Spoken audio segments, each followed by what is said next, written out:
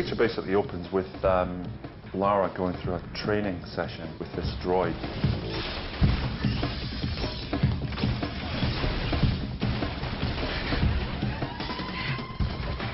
We went through a great deal of pre-viz animation trying to give it character.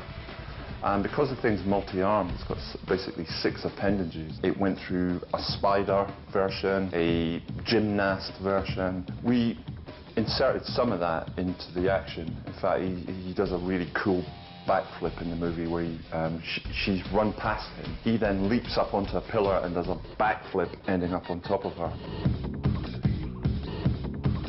He basically exists in 2 versions. One is a fully synthetic CG character, but he also exists in the real world as a posable prop. That was used primarily for shots where it was immobile and it gave her something to react to. We built a full-size droid. The way the progression went was they pretty much designed it on computer. You know, the pre-visualisation guys got together with the director, with the production designer Kirk, came up with what they wanted it to look like, and then gave us sort of conceptual drawings of it, and then we made a full-size one of it. But any time it moves and jumps around, it's the CG version. Stop! A shot like this is about 80 frames long, about 3 days. But it all depends really how much the robot's moving in shot. Okay, first of all we get the clean plate the director shoots, and a as-is beauty pass. We're able to key that straight on, and then we're able to grade it and depth it with various mats that 3D give us, along with lots of other layers that they supply. Separation passes for each limb, and various other bits and bobs are able to grade and treat each individual limb. And then various stages of putting it together to grade it to fit the background. It's a mat for his volumetrics, and a mat for his separation shadows. Various highlight passes, which are able to key directly over the top again, so that all the lights on the robot itself sit into the shot. Finally, a live action element, which we can put over the top, so that when it cuts with the live action robot in the next shot, it all sits in, so the final shot looks like that. We went to a great deal of effort to make sure that the 2 tied up together. It was also particularly tricky in that the environment was very smoky and what have you, and we had to make sure that he sat in appropriately. You know, he didn't look like he was added onto the shot.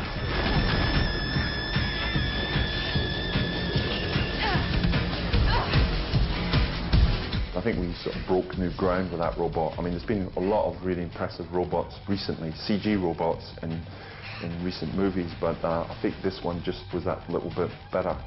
And I think we achieved a level of reality and scariness with this character that I hadn't seen in other films before.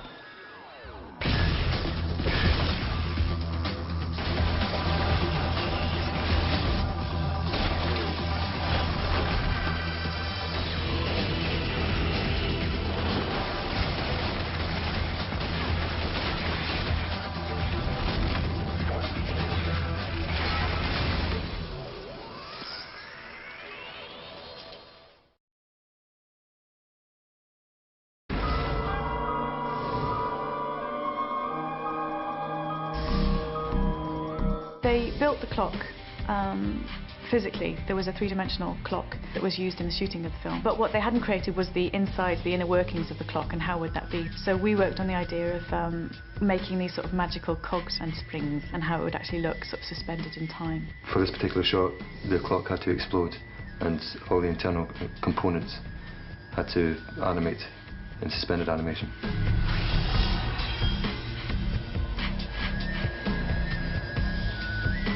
The recognisable parts had to be there, and then we had to fill it out with lots of small, detailed parts.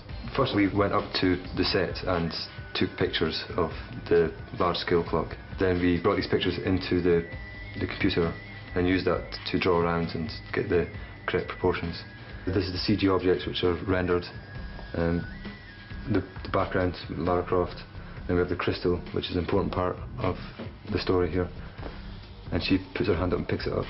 And we also create some interaction with the objects as she puts her hand into the space. And it's been quite exciting. So it looks pretty cool.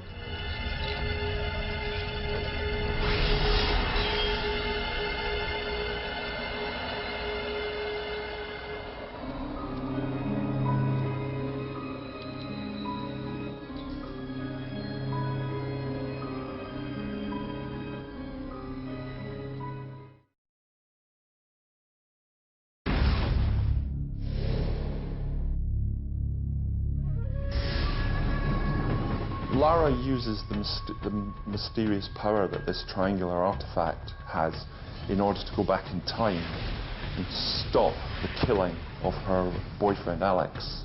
So we see her emerge from a fourth dimension into this slowed down past, where we see the knife slowly on its way towards Alex, having been thrown by Powell, the villain. She then approaches the knife. She's the only one who's existing faster than real time. She then physically goes up to the knife and turns the thing back on a trajectory towards Powell, the villain of the piece who'd thrown the knife. The time-slowing device then snaps back into real time, and the knife hits Powell, disabling him so they can leave the tomb.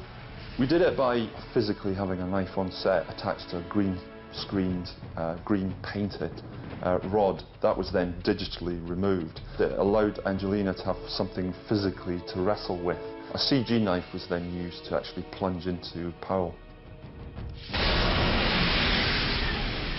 No.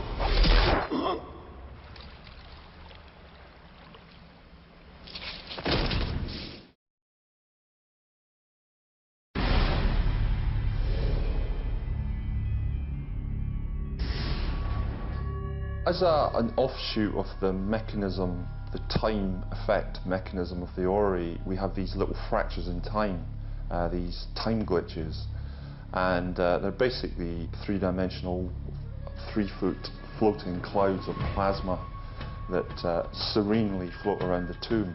However, when something physical interacts with them, they reveal a much more malevolent character. One of the sequences, the Husky dog sequence, calls for a dog to enter their time glitch, enter a time storm, and be whittled back down to bone, blood and gore, and then it travels through the time storm out the other side and is untouched. Ended up shooting the Husky dog against blue screen so that we could take it off that blue screen environment and place it anywhere.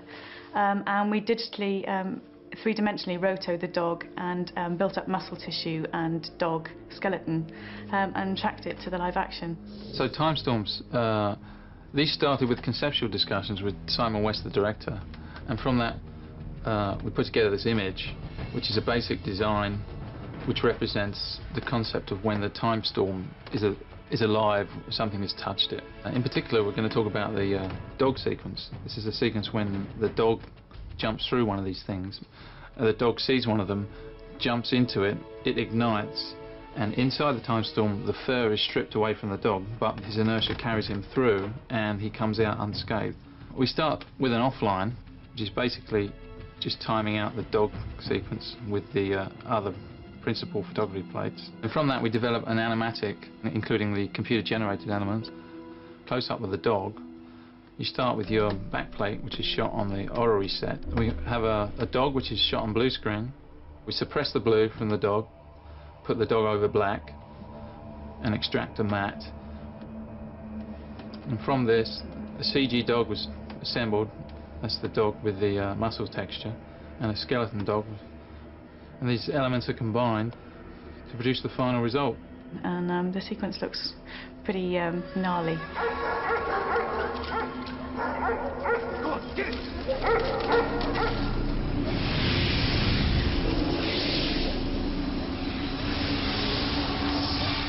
Holy shit.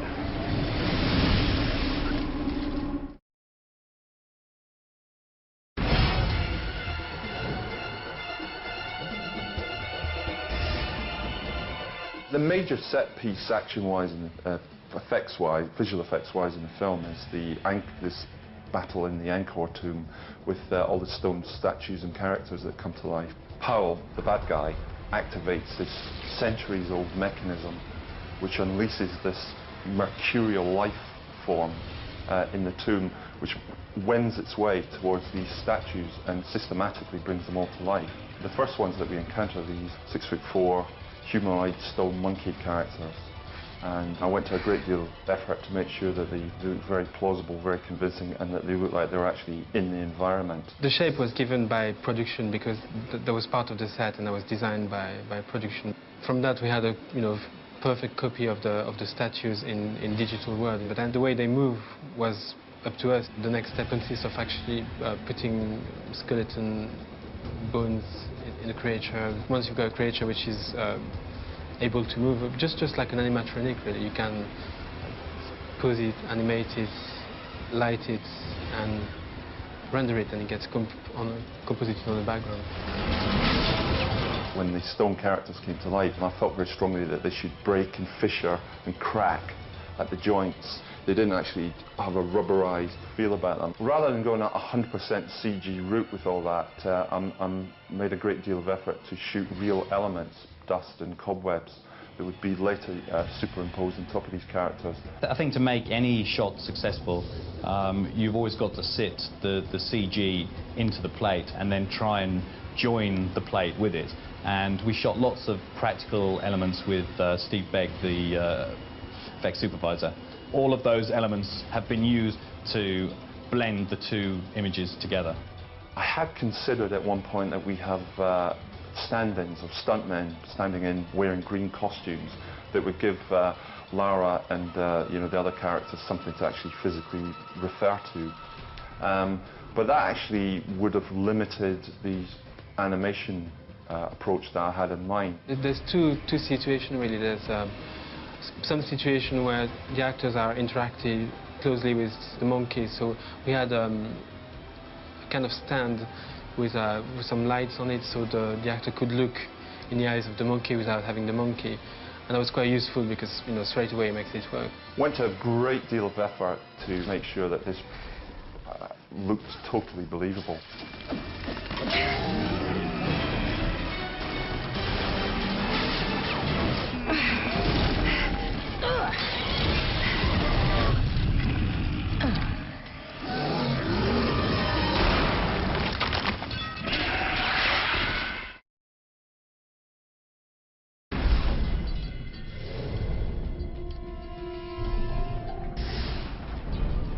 Originally, the concept was once Lara beats Powell up, she throws him into a time storm, and then he's basically carried into another tomb via the time storm, where he becomes entombed into the rock. The time storms are sort of time portals, areas where time is bizarre, where it's turned inside out. And anything that interacts with these time storms, comes to a sticky end. Powell becomes petrified. That was a miniature that we shot with little 3D characters and what have you in it. And we actually leave Powell's face and do a powers of 10 pullback from him as he turns into rock. And he becomes one of the souls that are lost in this tomb. I'm a big fan of miniatures, and I think used in conjunction with digital effects, you can get levels of reality that you just would have to work at with pure CG.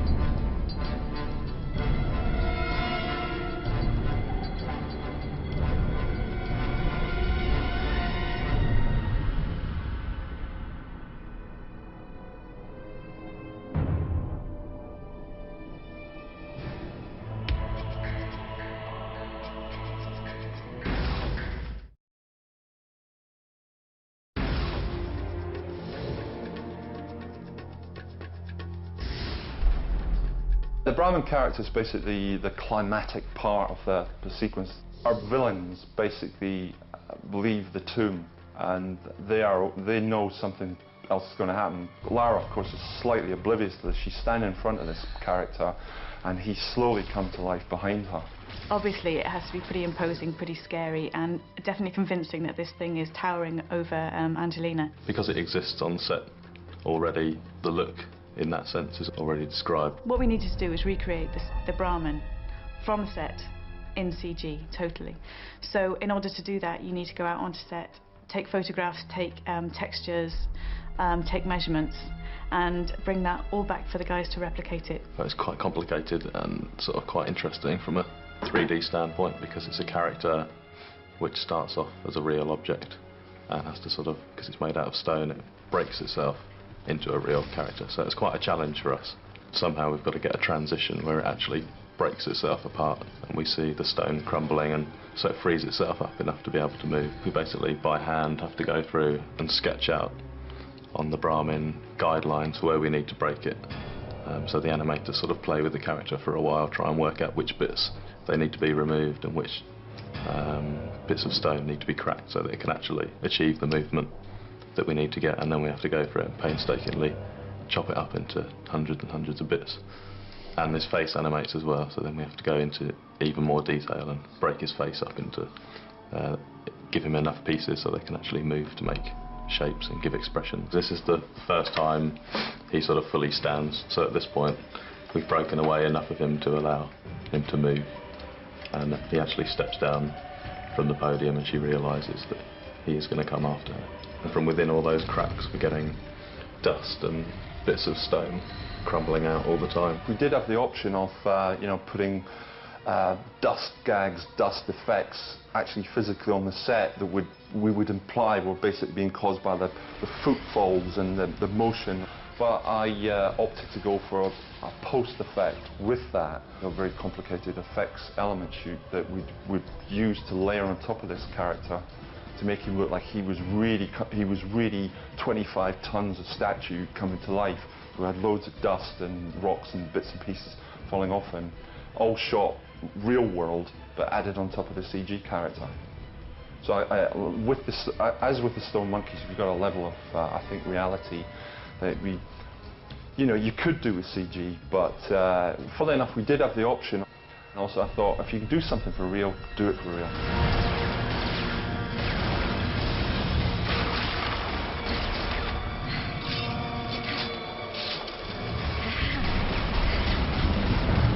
Try and imply that there was a 5,000-year-old intelligence within him, and we tried to get that across in these moves, and that there was a definite function in what he was doing. He was slowly stalking her, he was manoeuvring himself in his position to actually, get to her. And then when he uses magical force to summon these swords, we thought that we're basically building up towards a climax where he ultimately throws the swords towards her.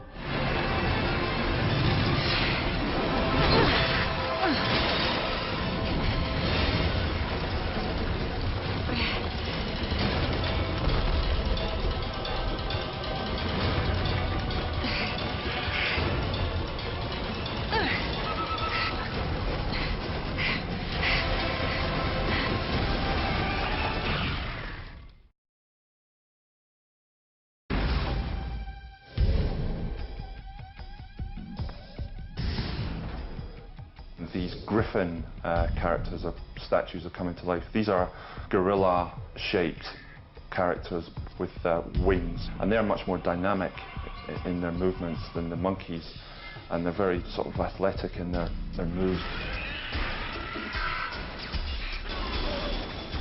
In order to make the stuntmen react in a real physical way, the black box was dragged through the set. It was built to be the same shape, roughly, as the griffin, so that the stuntmen reacted to a similar sized object. And then we removed the black box. Here we can see the same frame, but with the griffin in place, with the soldiers reacting now to the griffin rather than the box.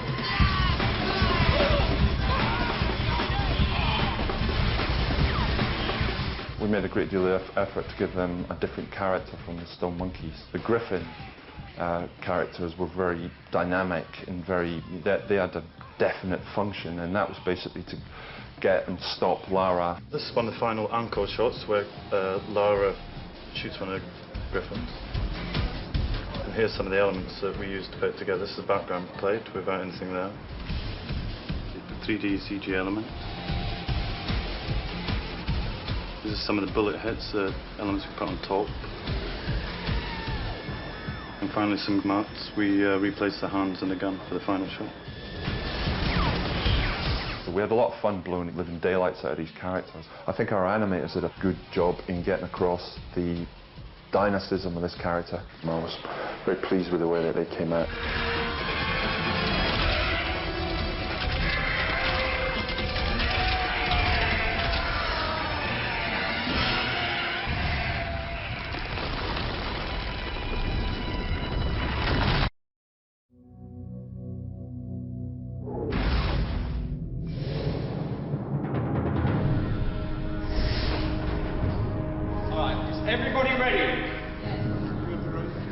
Well, one of the first ideas I came up with for the film was the bungee ballet, because I thought, what would Lara Croft do to relax? She's not going to play chess, she's not going to watch TV, she's going to jump 50 feet off the balcony of her staircase and bungee ballet. Turn over!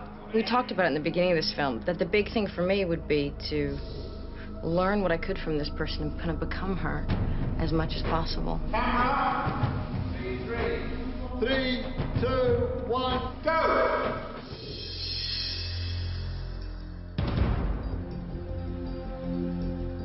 It's exciting and dangerous, but it's also beautiful. And I wasn't even sure whether she was ever going to be able to do it. I didn't know that I could do certain things. I never tried bungee ballet. It was all her. We did not use a double at all. You know, she does double, triple somersaults, coming right to the floor and then taking her right back up again. And that is something for a leading lady, your star, to do that was absolutely incredible. Originally, I planned to do it mainly with stunt doubles and then just do the usual coming in for close-ups with the star. But of course, Angelina, you know, is brilliant and can do anything. And so when we put her in the rig, we found out that she could do it all herself, so I don't have to use doubles at all. That's great. Whenever you can have your star doing these things for real, then you should do it. She's amazing. But the bungee thing is just, it's fun. It's free. She's really open and flies back and falls forward, and there's no boundaries. A lot of people live in a kind of careful space, and she's just like, really out. And that's the perfect thing, just to fly around and control it and go up and down, and it's very graceful. It's ballet. The bungee ballet was always in the script. On action, just straight past it, okay? But then we wanted to take it one stage further, and there's an assault on the house with all the intruders coming in, so we wanted to use the bungee in some original way or form to dispatch all the intruders. One of the main action sequences in the film is this attack on Lara's house, and of course this annoys her to a certain extent because she was relaxing, so she decides to take them on. It's very fun to watch, but it's very time-consuming to shoot. Watch them go under, and then I'll shout now, and then the third one drops right in front of you, and that's when you go. Most of the time I'm having to explain that some things she just can't do, but it's not very much because she's very young, athletic, and she's trained for months for this, so she's actually very skillful in all these things. 1, action!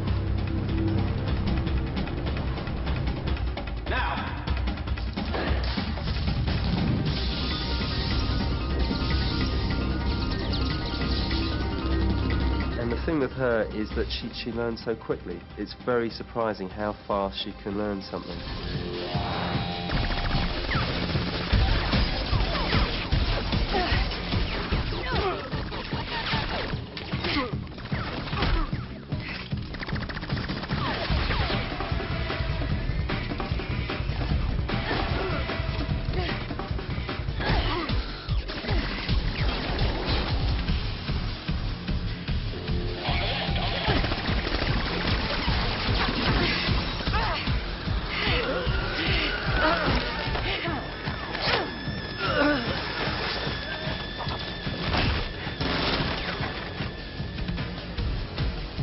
I think they've all gone. Well, they got what they came for.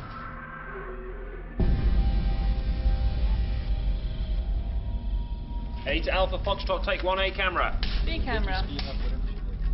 Angelina knows exactly what she wants, and she knows she's capable of doing lots of things. She wants to be involved in everything. Instead of backing down from, I don't want to be her and I don't want to step back, instead you kind of want to jump from thing to thing and do some crazy thing and get everybody to look at you and go, yeah, that's her again. D220, Kilo, take 1. This is once again when everybody starts to clear and I'm stuck on a prop somewhere. you go into these fantastic sets, you have these great action sequences, but at the center of it, you love this person. I mean, you just want to be with Lara Croft the whole time. And I discovered that from the first day of shooting. I just realized, as long as I'm pointing the camera at Angie, I can't go wrong. Okay. Here we go.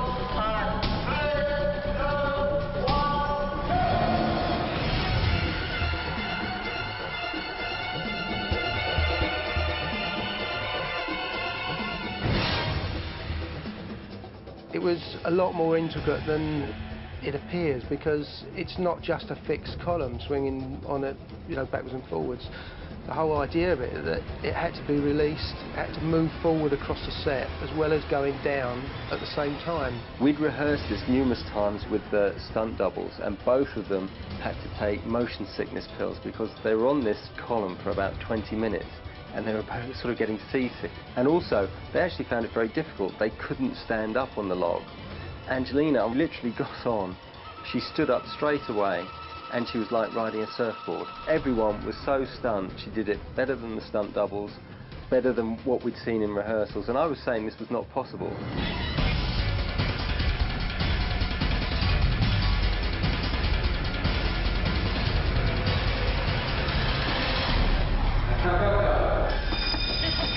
Very nice. As much of it as it's a thing for people to believe that I can be her, I really would like to be like her. So if anybody even thinks I'm remotely close to her, I'm extremely flattered.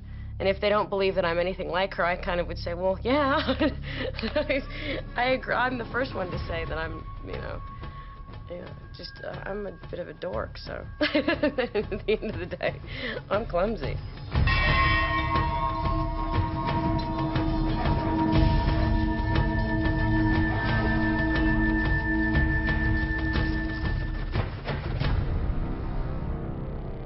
The orrery set was actually very difficult because it's a very mechanical set, and there's a lot of elements in there that are actually not only difficult but dangerous. The harness that you have to wear has to be extremely tight, and it is extremely uncomfy. I always used to say to her, remember the key word, and the key word was suffer, because it really hurts. There's nothing you can do about it, and it's very dangerous. You're quite high up and revolving around, and there's nothing beneath you. But Angelina, she seems to have no fear. Roll video. Action!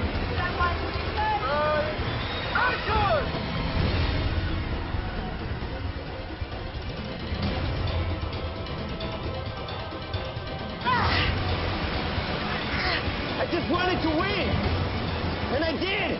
But now we saved the world, right? Alex, not now! What are you doing? Get him off the block! I said you were right. Just give me the clock. I know what to We never planned to blow up the orrery, but it soon became apparent that we're going to take it apart anyhow, so why don't we blow it up? I think at one point I had 14 cameras on the big set piece, just because these events are unrepeatable.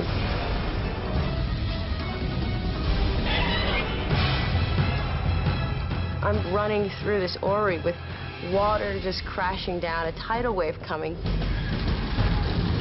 There's planets exploding, debris falling. I'm not even acting, it's just like go from here to here and don't get hit by anything.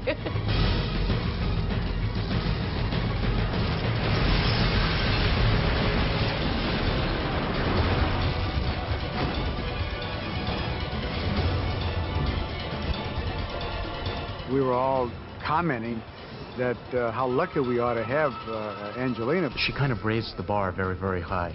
Angie became Lara Croft, and so in a way it was I kept forgetting that she was an actress playing the part. Once she started things, there was really no stopping her. There's so many things in this film. I'm really proud of it. I don't know how I'm going to adjust to normal life.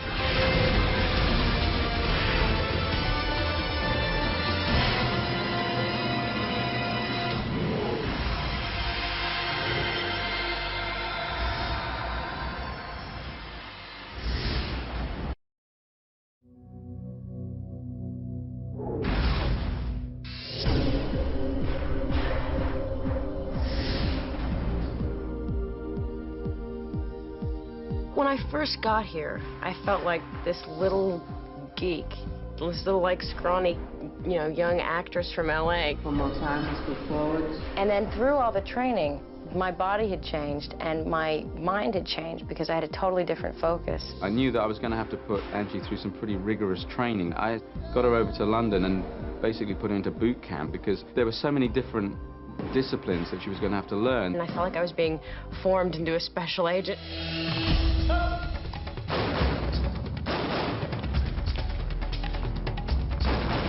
We wanted to give her the opportunity to look as much of an expert as she could in all the areas that she's going to have to pursue. Angie worked 6 days a week, doing 6 or 7 disciplines per day to get in shape for the film. Special weight training, she had to go on special diets. They've got me on a program of vitamins and teas and protein shakes and trying to have that high protein, low carb thing. I'm like this weird experiment. I think they're all seeing what they can do to me. Basically, Angelina started 3 months prior to shooting. What we had to do at first was build her physical strength up and body tone. I was extremely out of shape. I hadn't gone to a gym in years. Nice and relaxed. I've actually changed since I got here. Much more flexible than I was. I gained some weight and put on some muscle. It's been great. They're really taking care of me. As well as doing the physical training scheme, she was then doing a fight training. Eunice was teaching me kickboxing and really teaching me to fight. Just keep that tight. The kick's nice and get everything flat. Good. I'm trying to learn how to fight properly and learn how to really fight. And Eunice is a real fighter, so she's not just teaching me how to pretend in front of the camera. We're going through it and learning. Really trying to learn all the techniques and really know how to do it. Get this nice motion there. It's going to be jab, you're going to go jab, and then just kick. The sort of fighting style we've gone for is more of a street fighter. She's not a karate expert or anything like that, but you're using a combination of things, like a full contact type karate. Good, much better. I feel like I'm doing a bit of everything. I mean, we wanted to make it a real fight. I'm also learning just some good old street fighting and some knees and elbows and headbutts and, you know, a square punch in the face. When she punches someone, they don't come back.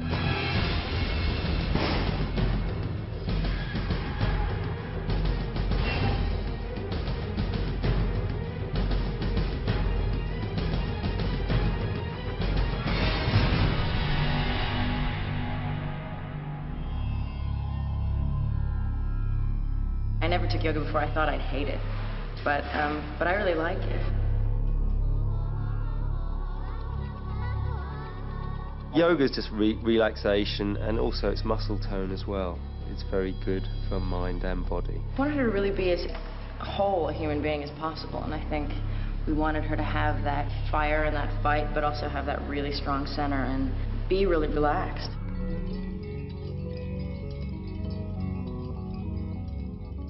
Angelina would start with yoga at 6 o'clock in the morning, and then she'd come to do weapons training.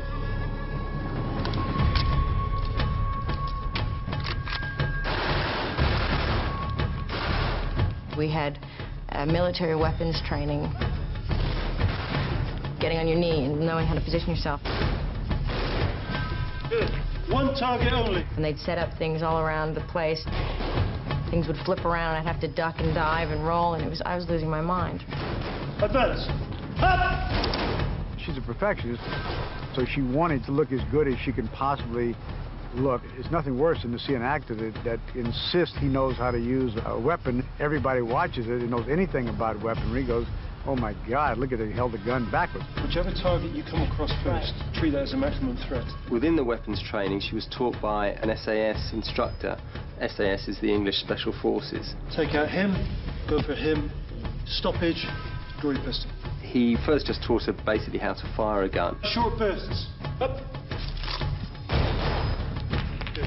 We had to bear in mind that Angelina was left-handed. We had to have a specially made gun that would fire and she could reload properly with her left hand. Turn to your left. Up. I had to learn some things that she does that now I can do them. Probably unless you practice it, nobody can do those. They're her things.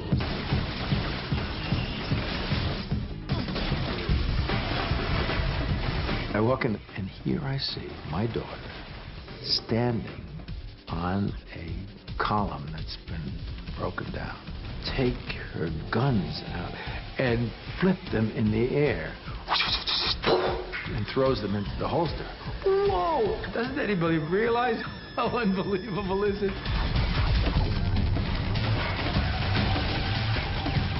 To sort of understand her dedication and her ability would be to sort of compare it to an actor training to be an Olympic athlete and then being able to perform at the level of an Olympic athlete. I wanted to be able to do as much as I could, and so I've worked really hard to be able to jump in her world and her skin a bit. She's just done so much. She did fight training, she did motorbike riding, she's done Husky dog racing, she's done gymnastic training. The other day I was trying to think about what haven't we done to her? You know, and I think the only thing we haven't done is lit her on fire. Angelina should be the role model for action actors, in that we turned her into something that you really wouldn't want to meet in a dark alley. But then maybe again you would.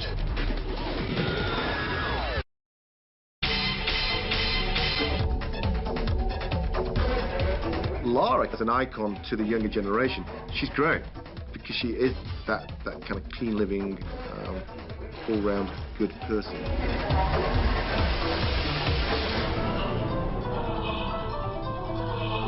I think it's an intelligent game, and I think it's also really obvious. She's built.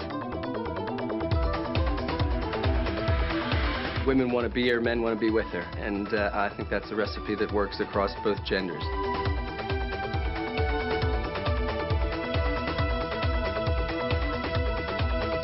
A video game for us is about escapism. It's a way of people maybe being something that they couldn't be in real life.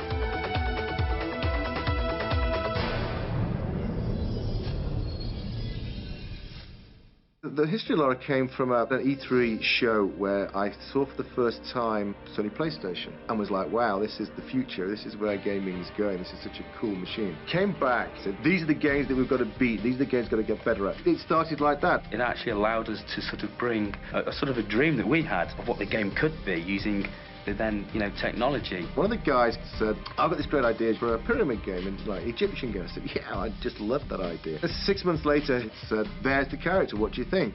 Very cool, but Indiana Jones, and it was this male character, and I said, where's his whip? We're going to get sued. We need to change it. Literally a week later, I changed it, and there was Lara.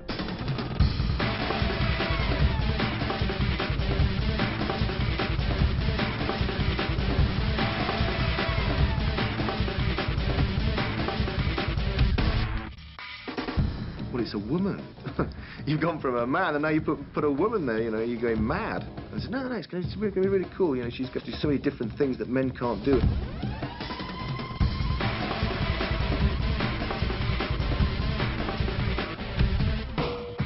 The game was about solving puzzles and looking after this character. And actually what we did, we wrote all the characteristics of the character down on a piece of paper. We wanted the character to certainly have an agility, almost a coyness. And the more we looked down this list, the more it pointed towards being a female character. She was called Lara Cruz. And then we had to change the name because Americans can't say Laura. Laura like an English Laura. And they kept going, Lara. We go, it's Laura, no, it's Lara. And then Cruz didn't work. Our perspective as English people is that the American people like a lot of our history, a lot of the things that England has that we take for granted. And we thought, well, let's really utilise that. That's why we changed the name from Lara Cruz, because to us that sounded more of an American name, to Lara Croft. And Tomb Raider was born from that.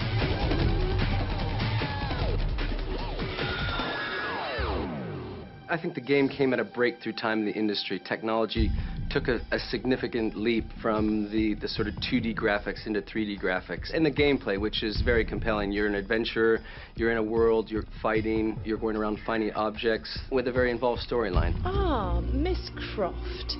I take it you're ready to sign on. To what?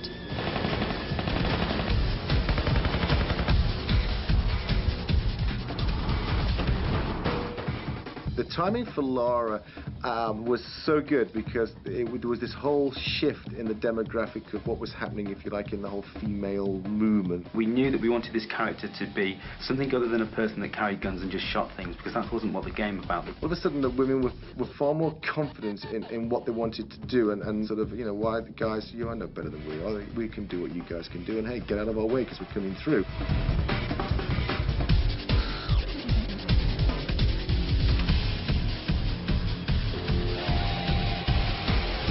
Certainly been other female characters in video games, but I think we were the first one really to take it and only be a female character. You know, the easy option for us in Tomb Raider would have been to say, let's have a female and a male character, and you can select which one to be. But we thought this was key to the game, being a female character, that the male players would relate more to the character. They'd feel more in keeping. They wanted to nurture Lara and make sure, you know, that she was protected and that she could survive the ordeal that was facing her.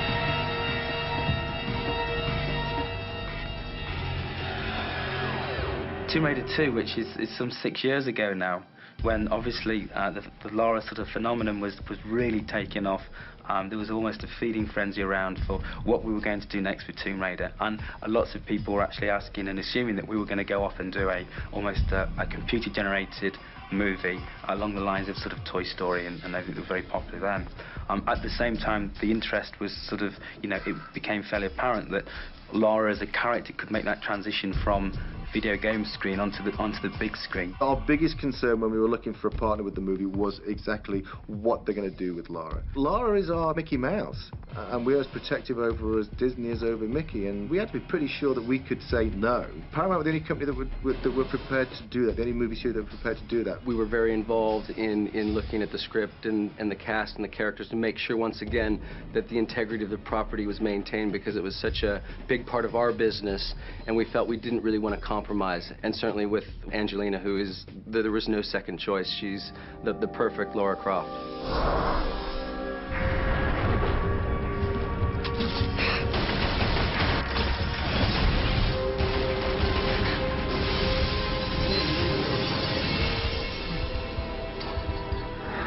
In my opinion, I don't think they could have got anybody better to be Lara Croft. She has so many of the sort of attributes that we've always thought Lara. She is a very strong-willed person. She really just also got a very soft and feminine side. Angelina Jolie has all of those attributes. She really took it to heart. She accepted everything, all the challenges.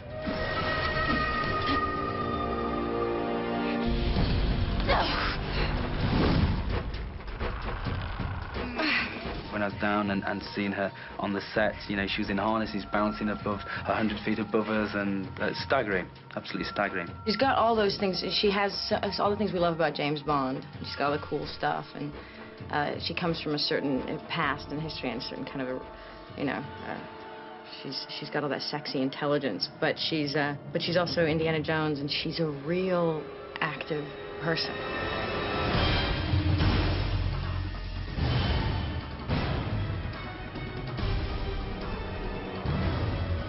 The game and the movie are two different things. It just so happens that the movie is using a star of the game. For us at the moment, we're working a lot on what we're calling next generation Tomb Raider, and I think that the time has come maybe for Lara to meet other characters and interact with other characters, and other characters playing much more of a part of Lara's adventure. The character that you see on the screen will be sharper, will have better animation, and once again, your association with realism will be much better because of the technology. Listen, the great thing about Lara is she can have a tuck and a lift and no one even notices. So she's, in 30 years, she's still going to be around. But who knows, she may get married and have children. There'll be Lara, the daughter. Can you imagine? That would be great.